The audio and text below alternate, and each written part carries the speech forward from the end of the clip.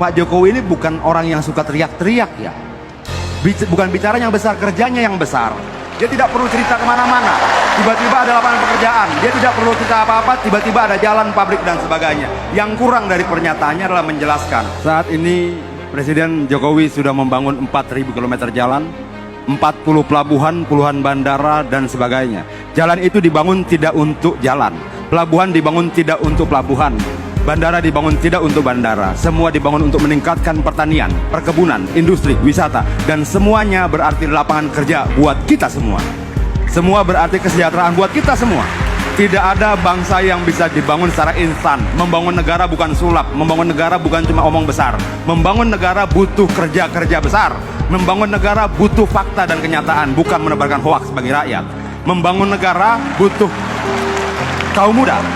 Kenapa saya bilang butuh kaum muda? Karena negara yang tidak percaya pada kekuatan kaum mudanya tidak akan pernah punya masa depan. Membangun industri kreatif itu tujuan. Yang jadi persoalan kita bukan tujuannya. Caranya bagaimana? Jokowi bikin Bekraf. Menciptakan lapangan pekerjaan itu tujuan. Caranya bagaimana? Bangun jalan, bangun bandara, bangun pelabuhan, bangun segala macam infrastruktur untuk menciptakan lapangan pekerjaan. Dari tadi kita bicara tujuan. Tujuan bisa bagus-bagus. Yang jadi persoalan bangsa ini bukan tujuannya. Mas Nana, karena tujuan kita sudah selesai. Caranya bagaimana? Caranya jelas. Nah, yang dibangun oleh kelompok sana apa? Om Adian. Bikin OKOC, tutup. Oke. Bikin apa? Nggak ada. Kalau kemudian cuma menggerutu terus tanpa memberikan solusi, itu bukan oposisi yang membangun. Itu oposisi yang tidak membangun apa-apa selain kebencian di rakyatnya sendiri. Ya. Berhentilah menyebarkan kebohongan. Berhentilah membodohi rakyat. Saya mau tanya, semuanya mahasiswa, mungkin tidak pemerintah menyusun anggaran sendiri? Tidak mungkin. Anggaran pendapatan belanja negara disusun bersama-sama Presiden dan DPR. Jelas. Jangan kemudian cuma menyalahkan pemerintah, tapi partainya di DPR menyetujui anggaran-anggaran itu. Ayo kita bicara soal hutang. Dalam undang-undang kita jelas, hutang baru berbahaya. Hutang baru dianggap tidak boleh kalau di atas 60% dari rasio PDB kita. Baik. Kalau masih 20%, undang-undang membolehkan. Pemerintah salah? Tidak, karena undang-undang dibuat bersama pemerintah dan DPR. Baik. Mungkin nggak bangun pabrik tanpa jalan? Mungkin nggak bangun perkebunan tanpa jalan?